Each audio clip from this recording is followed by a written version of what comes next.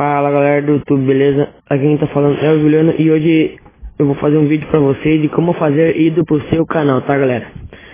Aqui eu vou deixar o link na descrição do vídeo pra vocês baixarem.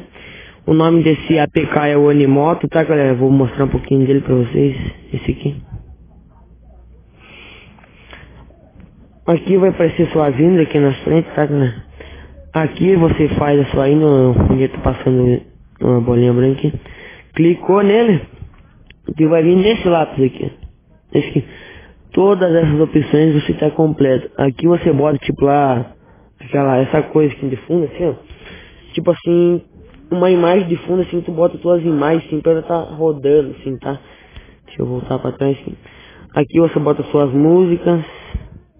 Aqui as suas fotos.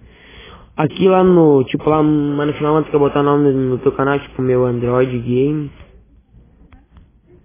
Você inscreva-se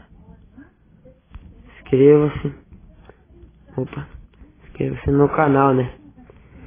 Você aperta a dona aqui e quando chegar ao final ele vai mostrar Android Games, se inscreva no canal.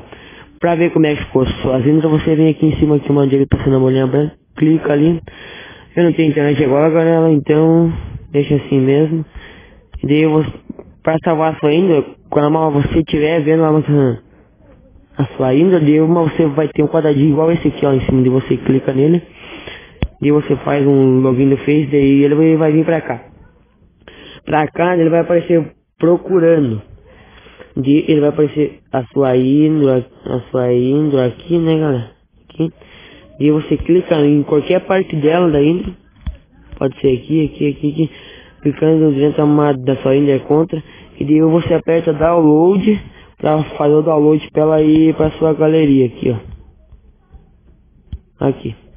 Aqui ela vai formar uma pasta chamada vídeo, essa aqui, tá galera? E esse foi o meu vídeo de hoje. E espero que vocês tenham gostado. E se inscrevam no canal e deem uma joinha. Se tiver dúvidas ou o link der errado, deixem nos comentários, tá galera? Fui.